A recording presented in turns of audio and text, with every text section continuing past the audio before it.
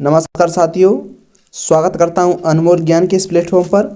और आज हम क्लास 12 का जो भूगोल है, मानव भूगोल, उसका चैप्टर नंबर द्वितीय क्रिया है, यानी चैप्टर जो है द्वितीय क्रिया वाला चैप्टर है, उसके एमसीक्यू टाइप क्वेश्चन देखने वाले हैं। एक एक एमसीक्यू को बहुत ही ज़्यादा डीप में और उससे क्वेश्चन कनेक्ट करके देखने वाले हैं, जिससे कि जो आपका राजस्थान बोर्ड है, यूपी बोर्ड है और बिहार बोर्ड है, झारखंड बोर्ड है, जो अदर बोर्ड हैं, और उनमें जो एमसीक्यू टाइप क्वेश्चन है वो बहुत ज़्यादा बड़ी मात्रा में आने वाले हैं। ठीक है, तो देखिए यहाँ पर सबसे पहला क्वेश्चन है कि निम्नलिखित जो द्वितीय क्रियाओं के संबंध में निम्नलिखित कथनों पर विचार कीजिए, यानी कथनों के बारे में विचार करना है।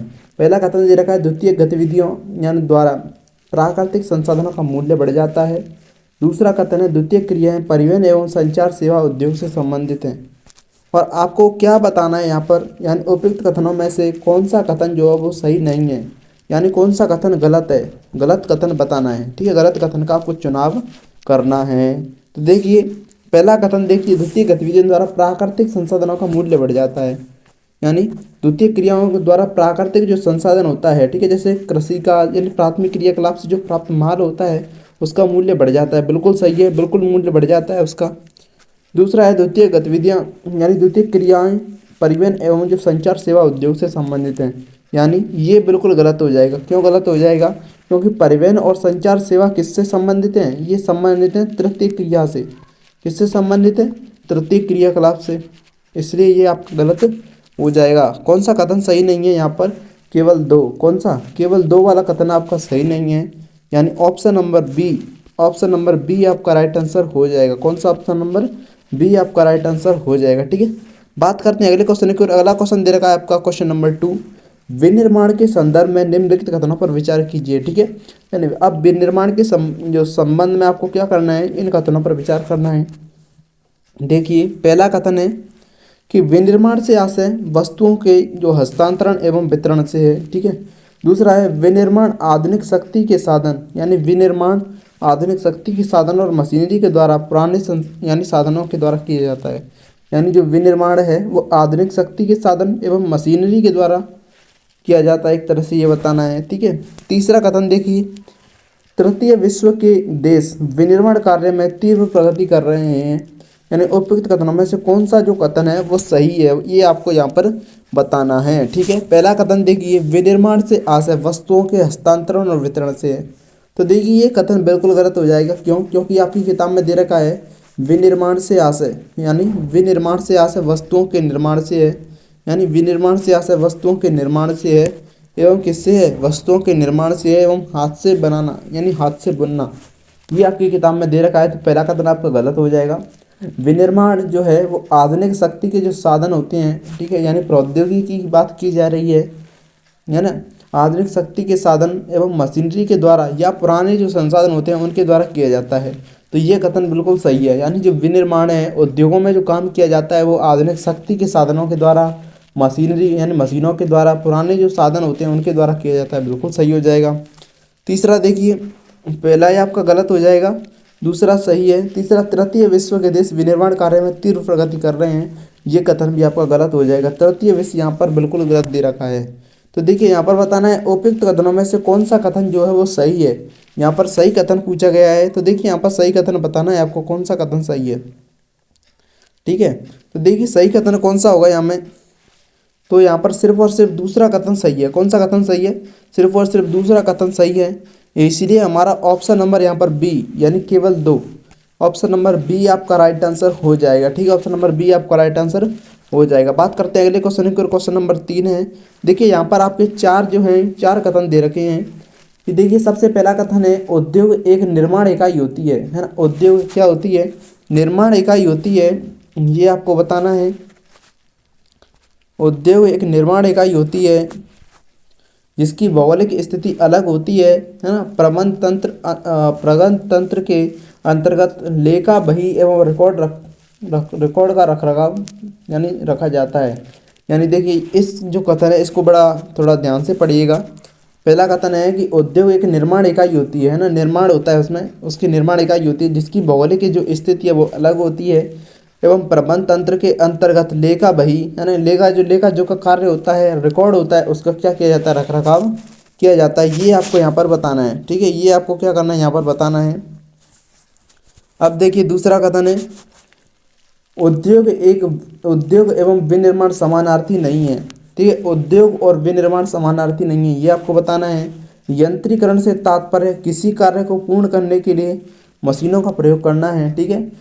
चौथा कथन देखिए, अत्यधिक विशिष्टीकरण एवं श्रम विभाजन के द्वारा कम प्रयास एवं अधिक लागत से अधिक माल का उत्पादन करना आधुनिक निर्माण की विशेषता है। तो देखिए उपयुक्त कथनों में से कौन सा कथन सही नहीं है ये बताना है। देखिए यहाँ पर बहुत ही सिंपल और साधारण तरीके से इस जो क्वेश्चन है इसका क्या करेंगे, एनालिसिस करेंगे।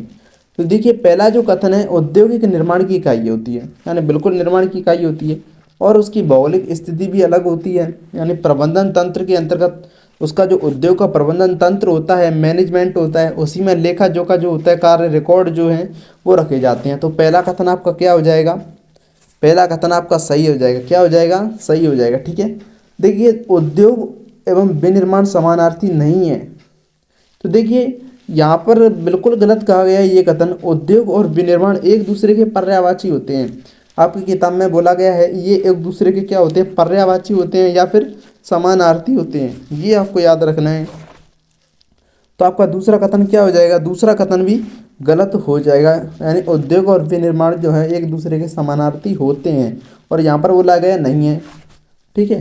तीसरा कथन देखिए, यंत्रीकरण से तात्पर्य किसी कार्य को, यानी जो यंत्रीकरण है इसका तात्पर्य किसी कार्य को पूर्ण करने के लिए मशीनों का प्रयोग करना है। तो देखिए बिल्कुल सही बोला गया है यहाँ पर, ये कथन आपका बिल्कुल सही हो जाएगा। ठीक है, बिल्कुल सही हो जाएगा। ठीक है।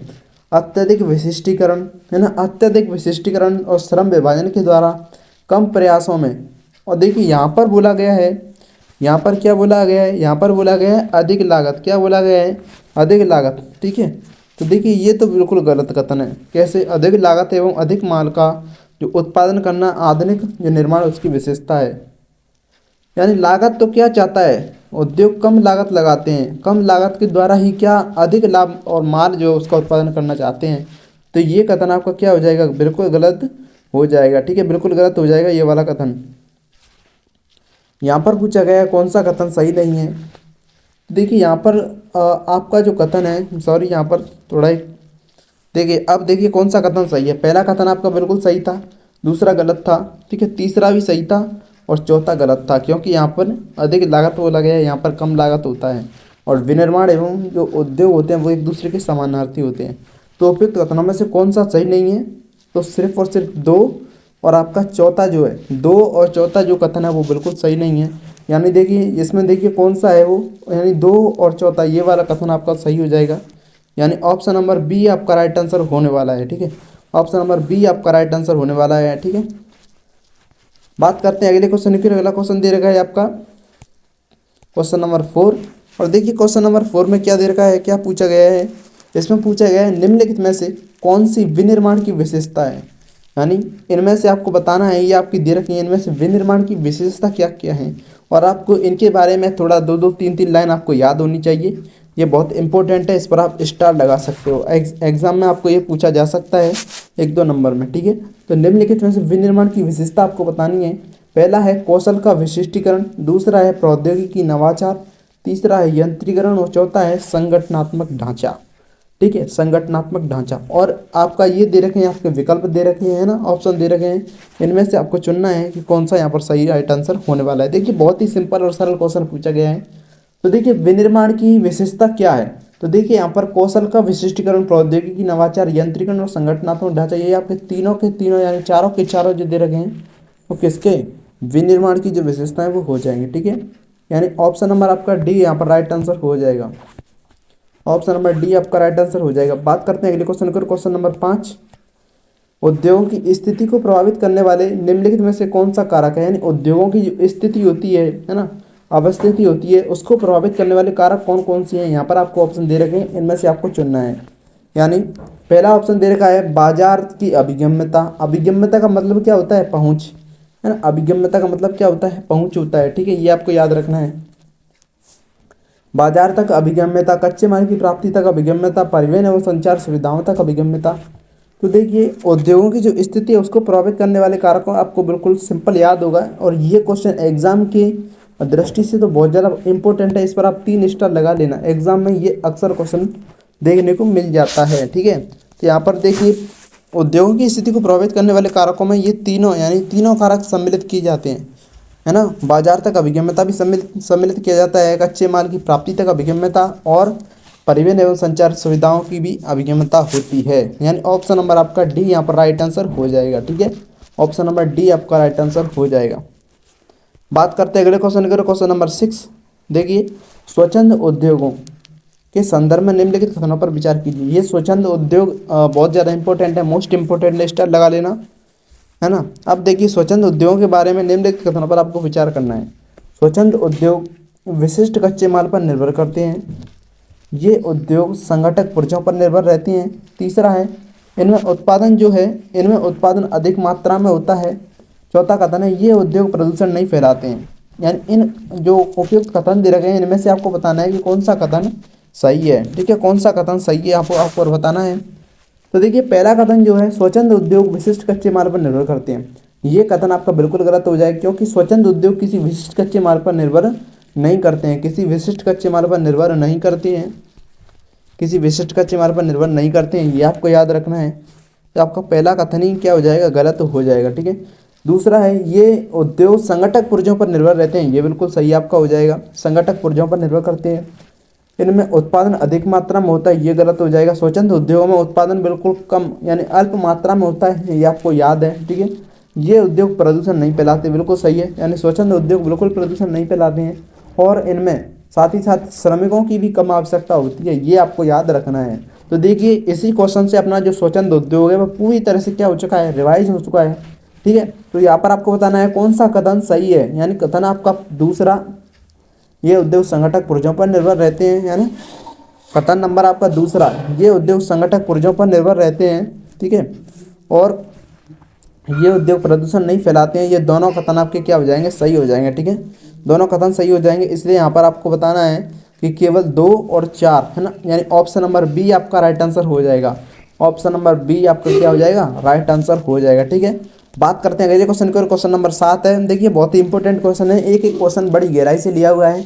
निम्नलिखित में से कौन सा कृषि उद्योग आधारित नहीं है ना, कृषि आधारित उद्योग नहीं है, कौन सा उद्योग जो है वो कृषि आधारित नहीं है, यहाँ पर आपको बताना है। ऑप्शन नंबर आपके यहाँ पर दे रखे हैं, 4 दे रखे हैं। देखिए पहला है वनस्पति तेल, चीनी, नमक, सूती वस्त्र।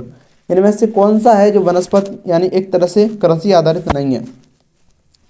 तो देखिए यहाँ पर कौन सा कृषि आधारित नहीं है, तो देखिए वनस्पति तेल भी कृषि आधारित है, चीनी भी कृषि आधारित है, और बस सूती वस्त्र जो है वो भी कृषि आधारित है। यहाँ पर आपको बताना है कृषि आधारित नहीं है।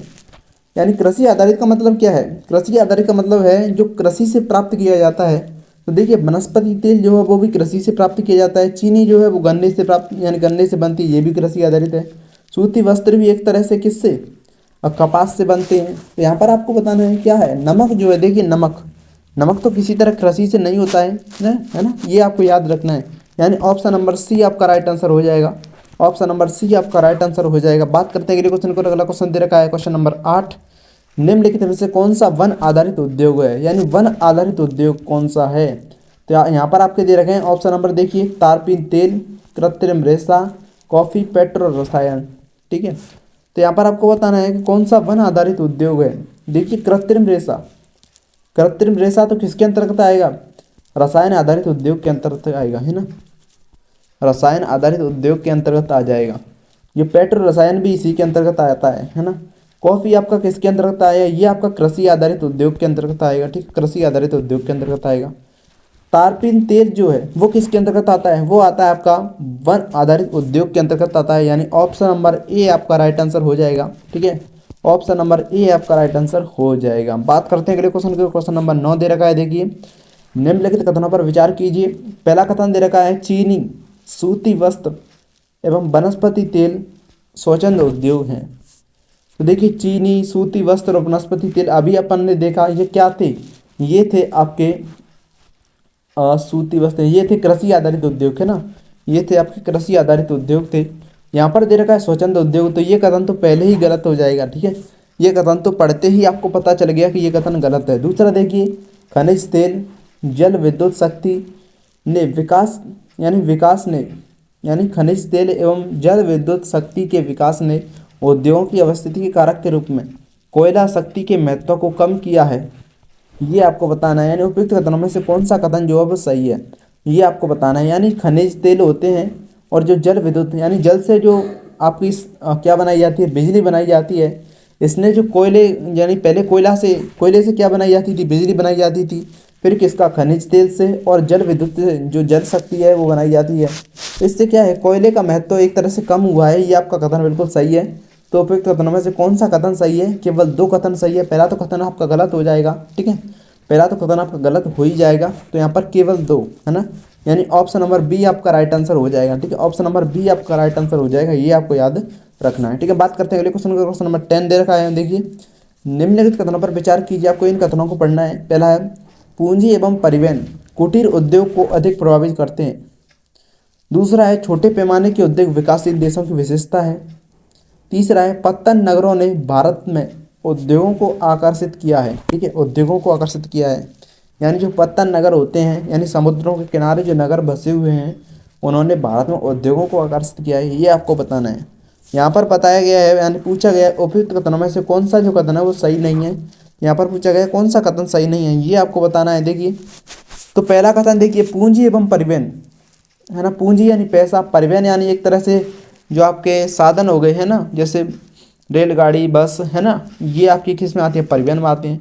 ये कुटीर उद्योग जो है ये क्या है, ये लघु उद्योग होता है, बिल्कुल छोटा उद्योग होता है, जो गांव में लगे होते हैं, ठीक है, गांव में लगे होते हैं, घर घर में जो लोग क्या हाथ से जो क्या है सामान बनाते हैं, उसको कुटीर उद्योग में सम्मिलित किया जाता है, वो अधिक प्रभावित करते हैं। तो देखिए, पूंजी एवं परिवहन कुटीर उद्योग को अधिक प्रभावित करते हैं, बिल्कुल नहीं करते हैं।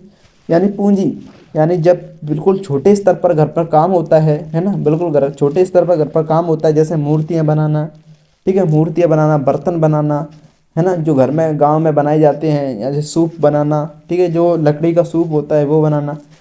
तो इसमें क्या है, परिवहन, क्योंकि वो अपना जो माल होता है उसे गांव में ही, स्थानीय बाज़ारों में ही, यानी अपने आसपास अपने गांव में, या तो वो उसका स्वयं उपयोग कर लेते हैं, स्वयं उसका उपयोग करते हैं, या फिर उसे अपने गांव में आसपास वस्तु विनिमय में क्या कर देते हैं, बेच देते हैं। तो परिवहन की भी आवश्यकता ज़्यादा नहीं होती और उसमें पैसा भी ज़्यादा नहीं लगता। तो पहला कथन गलत हो जाएगा। छोटे पैमाने के उद्योग जो है विकासशील देशों की विशेषता है, बिल्कुल है।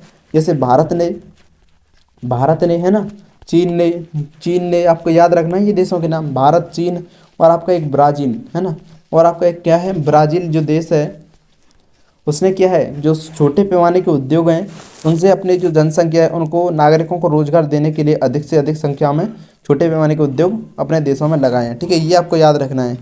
ये आपका कथन सही हो जाएगा, पहला गलत हो जाएगा।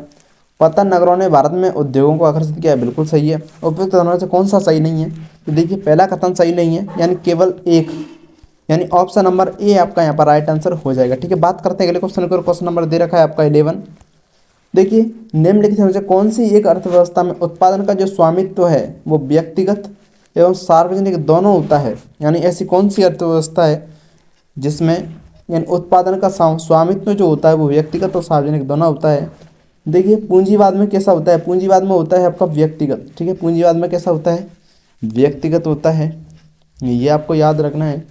समाजवाद में कौन सा होता है, सरकार का होता है, सरकार का स्वामित्व होता है समाजवाद में, ठीक है। सिर्फ और सिर्फ एक ऐसी व्यवस्था है जिसमें, है ना, सिर्फ और सिर्फ एक ऐसी व्यवस्था है जिसमें व्यक्तिगत और सार्वजनिक दोनों का होता है स्वामित्व, वो कौन सी है, मिश्रित अर्थव्यवस्था है, जो अपने देश ने भी अपना रखी है। यानी ऑप्शन नंबर ए आपका राइट आंसर हो जाएगा, ऑप्शन नंबर ए यानी मिश्रित जो है वो आपका राइट आंसर हो जाएगा। बात करते हैं अगले क्वेश्चन को। क्वेश्चन नंबर 12 है, निम्नलिखित कथनों पर विचार कीजिए। यानी ये कथन दे रखे हैं, इनके बारे में आपको विचार करना है। पहला है, वे उद्योग जिनके उत्पाद को अन्य वस्तुओं बनाने के लिए कच्चे माल के रूप में उपयोग में लाया जाता है वे आधारभूत उद्योग कहलाते हैं। यानी ऐसे उद्योग जिनके जो उत्पाद होता है वो अन्य वस्तु बनाने के लिए कच्चे माल के रूप में उपयोग में लाया जाता है वे आधारभूत उद्योग कहलाते हैं। तो देखिए, दूसरा कथन है, पूंजीवादी जो अर्थव्यवस्था होती है उसमें उत्पादन का स्वामित्व व्यक्तिगत होता है। तीसरा है, सार्वजनिक क्षेत्र के उद्योगों का संचालन निजी और सरकार दोनों के द्वारा किया जाता है। उपयुक्त कथनों में से कौन सा जो कथन है वो सही नहीं है, ये आपको बताना है। तो देखिए, वे उद्योग जिनके उत्पादों को अन्य वस्तुएं बनाने के लिए कच्चे माल के रूप में उपयोग में लाया जाता है आधारभूत उद्योग कहलाते हैं। बिल्कुल ये कथन सही हो जाएगा, बिल्कुल ये कथन बिल्कुल आपका सही हो जाएगा। पूंजीवादी अर्थव्यवस्था में जो व्यक्तिगत उत्पादन होता है यानी उत्पादन का जो स्वामित्व होता है वो व्यक्तिगत होता है, ये भी सही है।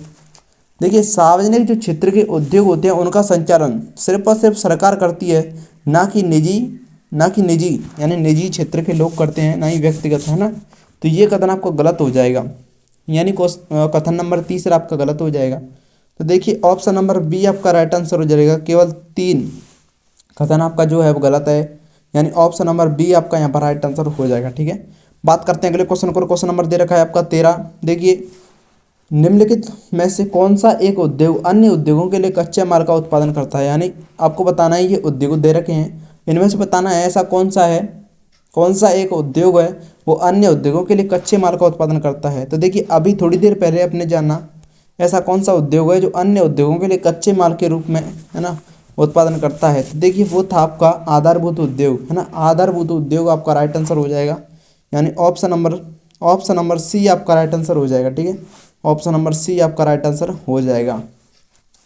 ठीक है, ये आपको याद रखना है। बात करते हैं अगले क्वेश्चन को। क्वेश्चन नंबर दे रखा है 14। देखिए परंपरागत बड़े पैमाने वाले औद्योगिक प्रदेश के संबंध में निम्नलिखित कथनों पर विचार कीजिए। देखिए पहला कथन दे रखा है ये भारी उद्योग के ये भारी उद्योग के क्षेत्र होते हैं, ये आपको बिल्कुल सही हो जाएगा। इसी प्रकार के उद्योगों में रोजगार का अनुपात जो है वो निम्न होता है। देखिए बिल्कुल नहीं होगा, यानी भारी उद्योग यानी बड़े उद्योग होंगे, है ना, परंपरागत हैं, बड़े औद्योगिक पैमाने वाले उद्योग हैं, तो उनमें रोजगार भी आपको बहुत बड़ा ज़्यादा होता है, रोजगार का अनुपात भी ज़्यादा होता है, निम्न नहीं होता है। यह कथन आपका गलत हो जाएगा। इन प्रदेशों के उद्योगों से प्रदूषण अधिक होता है, ये बिल्कुल सही हो जाएगा। यानी बड़े उद्योग हैं, है ना, परंपरागत बड़े पैमाने पर चले आ रहे हैं, तो इनसे प्रदूषण भी अधिक होता होगा। उपयुक्त कथनों में से कौन सा कथन सही है? सिर्फ पहला और आपका तीसरा जो कथन है वो बिल्कुल सही है, ये आपको याद रखना है। तो देखिए पहला और तीसरा कौन से ऑप्शन में दे रखा है, यानी ऑप्शन नंबर बी आपका यहाँ पर राइट आंसर हो जाएगा। ठीक है, ऑप्शन नंबर बी आपका राइट आंसर हो जाएगा। बात करते हैं अगले क्वेश्चन की। अगला क्वेश्चन दे रखा है आपका क्वेश्चन नंबर 15। निम्नलिखित कथनों पर विचार कीजिए। आपको ये कथन दे रखे हैं, इन पर विचार करना है, इनको देखना है। तो देखिए पहला कथन क्या है, परंपरागत बड़े पैमाने के उद्योग जो है वो मुख्यतः विकसित देशों में है। यानी परंपरागत जो बड़े पैमाने के उद्योग हैं वो मुख्यतः किस देशों में? विकसित देशों में, बिल्कुल सही है। खनिज आधारित उद्योगों में प्राकृतिक रूप से पाए जाने वाले रासायनिक खनिजों का उपयोग होता है। यानी जो खनिज आधारित उद्योग होते हैं उन्हें प्राकृतिक रूप से जो, है ना, खनिज आधारित जो उद्योग होते हैं उन्हें प्राकृतिक रूप से जो जो क्या पाए जाते हैं, रासायनिक खनिज पाए जाते हैं, उनका उपयोग होता है, ये आपको बताना है। तीसरा कथन देखिए, संयुक्त क्षेत्र के उद्योगों का स्वामित्व व्यक्तिगत निवेशकों के पास होता है। देखिए संयुक्त क्षेत्र के उद्योगों का जो स्वामित्व है वो किस किस के पास होता है? यहाँ पर व्यक्तिगत निवेशकों की बात की गई है, लेकिन नहीं, यहाँ पर व्यक्तिगत निवेशक नहीं होगा, यहाँ पर व्यक्तिगत निवेशकों नहीं होगा, बल्कि सरकार प्लस निजी दोनों जो हैं वो इसका क्या करते हैं? स्वामित्व करते हैं, संचालन करते हैं, तो संयुक्त क्षेत्र का। ठीक है, तो यहाँ पर देखिए पहला कथन आपका सही हो जाएगा, तीसरा जो कथन है वो गलत हो जाएगा। और खनिज आधारित उद्योगों में प्राकृतिक रूप से पाए जाने वाले जो रासायनिक खनिजों का उपयोग होता है, बिल्कुल सही है। तो यहाँ पर आपका कथन नंबर तीसरा गलत है। कौन सा सही नहीं है? कौन सा सही नहीं है? देखिए यहाँ पर एक और कथन जो है वो आपका गलत है, यानी खनिज आधारित जो उद्योग हैं वो भी आपका खनिज आधारित उद्योगों में प्राकृतिक रूप से पाए जाने वाले रासायनिक खनिजों का उपयोग होता है। देखिए प्राकृतिक रूप से जो रासायनिक खनिज हैं उनका उपयोग होता है, ये आपका बिल्कुल गलत हो जाएगा। यानी ऑप्शन नंबर आपका देखिए कौन सा सही होगा। यहाँ पर ऑप्शन दे रखे हैं कि देखिए कौन सा आपका यहाँ पर सही नहीं है, कौन सा कथन जो है वो गलत है। यानी कथन नंबर दूसरा और तीसरा आपका गलत है ना, दूसरा और तीसरा, यानी ऑप्शन नंबर सी आपका राइट आंसर हो जाएगा। ठीक है, ऑप्शन नंबर सी आपका राइट आंसर हो जाएगा, ये आपको याद रखना है। बात करते हैं अगले क्वेश्चन को। क्वेश्चन नंबर दे रखा है 16।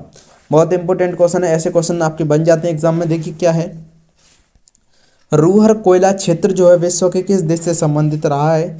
आप इस क्वेश्चन का जो आंसर है वो कमेंट बॉक्स में दे सकते हो।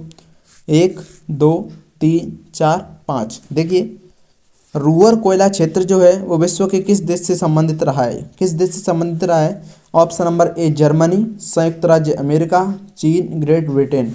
किस देश से संबंधित रहा है? ये रहा है आपका जर्मनी से संबंधित। ठीक है, जर्मनी से संबंधित रहा है, यानी ऑप्शन नंबर ए आपका राइट आंसर हो जाएगा। बात करते हैं अगले क्वेश्चन पर। क्वेश्चन नंबर 17 देखिए, निम्नलिखित कथनों पर विचार कीजिए। लौह इस्पात उद्योग सभी उद्योगों का आधार है। यानी लौह इस्पात उद्योग जो होता है वो सभी उद्योगों का आधार है। दूसरा देखिए, दूसरा कथन क्या पूछा गया है? दूसरा कथन है उच्च जो प्रौद्योगिकी के उद्योग होते हैं वो प्रादेशिक संकेंद्रित होते हैं, है ना, प्रादेशिक संकेंद्रित होते हैं। और इसके अलावा आत्मनिर्भर उच्च विशेषता लिए होते हैं वो प्रौद्योगिकी ध्रुव कहलाते हैं। प्रौद्योगिकी ध्रुव की आपको परिभाषा आपको याद रखनी है, ये आपको याद रखना है, ये प्रौद्योगिकी ध्रुव की परिभाषा है, इसको आपको याद रखना है। यहाँ पर देखिए इनमें से कौन सा जो कथन है वो सही है, ये आपको बताना है। देखिए लौह इस्पात उद्योग सभी उद्योगों का आधार है, ये आपको देखिए लौह इस्पात उद्योग जो सभी उद्योगों का आधार है। देखिए क्यों, यहाँ पर जो दूसरा कथन है वो आपका सही है ना, दूसरा कथन सही है। इसके अलावा पहला भी जो कथन है वो भी सही है, क्योंकि लौह इस्पात जो है वो आधारभूत उद्योग हैं, यानी लौह इस्पात उद्योग सभी उद्योगों का आधार है, जिन्हें अपन क्या कहते हैं, जिन्हें अपन आधारभूत उद्योग भी कहते हैं। ठीक है, आधारभूत उद्योग भी कहते हैं, ये आपको याद रखना है। तो यहाँ पर कौन सा कथन सही हो जाएगा, कथन नंबर आपका सी, यानी 1 और 2 दोनों आपके कथन जो हैं वो सही हो जाएंगे, यानी ऑप्शन नंबर सी आपका राइट आंसर हो जाएगा। बात करते हैं अगले क्वेश्चन को, क्वेश्चन नंबर 18 देखिए। लौह इस्पात उद्योग के संबंध में निम्नलिखित कथनों पर विचार कीजिए, यानी लौह इस्पात जो उद्योग होते हैं उनके संबंध में निम्नलिखित कथनों पर आपको क्या करना है, विचार करना है। तो देखिए सबसे पहला कथन दे रखा है, परंपरागत रूप से बड़े पैमाने, यानी परंपरागत रूप से बड़े इस्पात उद्योग जो होते हैं उनकी स्थिति कच्चे माल के स्रोत से दूर होती है। तो देखिए कोई भी उद्योग हो, यानी कच्चे माल के स्रोत के वो समीप ही लगाए जाते हैं, दूर नहीं लगाए जाते हैं, ये आपको याद रखना है। यानी अपन ने उद्योगों की स्थिति प्रभावित करने वाले कारक जाने थे, जिसमें एक कच्चे माल की जो है वो उस तक अभिगम्यता थी, यानी कोई भी जो उद्योग होता है उसे दूर नहीं लगाया जाता, उसके पास ही लगाया जाता है। तो पहला कथन आपका गलत हो जाएगा। लौह इस्पात उद्योग का उत्पादन करने वाले क्षेत्र पीटर्सबर्ग वर्तमान में जंग का कटोरा के नाम से जाना जाता है, ये कथन आपका बिल्कुल सही है, ये आपको याद रखना है। उपयुक्त कथनों में से कौन सा जो कथन है वो सही नहीं है, कौन सा कथन सही नहीं है, सिर्फ और सिर्फ पहला, यानी ऑप्शन नंबर ए, केवल एक, है ना, केवल एक, यानी ऑप्शन नंबर ए आपका यहाँ पर राइट आंसर हो जाएगा। ठीक है, बात करते हैं अगले क्वेश्चन को, क्वेश्चन नंबर आपका दे रखा है 19 दे रखा है, निम्नलिखित में से कौन सा एक द्वितीयक सेक्टर का क्रियाकलाप नहीं है, यानी आपको बताना है कि इनमें से कौन सा एक द्वितीयक सेक्टर का, यानी द्वितीय क्रियाकलाप का सेक्टर नहीं है। तो देखिए कौन सा है, इस्पात प्रगलन, यानी उद्योगों में होता है इस्पात, यानी इस्पात का प्रगलन होता है, उसको पिघलाया जाता है। वस्त्र निर्माण जो है वो भी आपका किस में आ जाएगा, द्वितीय सेक्टर में आ जाएगा, यानी द्वितीय क्रियाकलाप में आ जाएगा। टोकरी बुनना भी आपका आ जाएगा। लेकिन जो बीमा जो है, देखिए ऑप्शन नंबर डी आपका दे रखा है, बीमा, बीमा आपका द्वितीय जो क्रियाकलाप है उसमें नहीं आएगा, है ना, द्वितीय क्रियाकलाप में नहीं आएगा। तो आपका यहाँ पर option number D, option number D आपका राइट आंसर हो जाएगा। देखिए बीमा जो है वो तृतीय क्रियाकलाप में आएगा, किस में आएगा, तृतीय क्रियाकलाप में आएगा, ये आपको याद रखना है। ठीक है, तो आज की वीडियो यहीं तक, मिलते हैं अगले वीडियो में, तब तक के लिए थैंक यू सो मच। जय हिंद, जय भारत।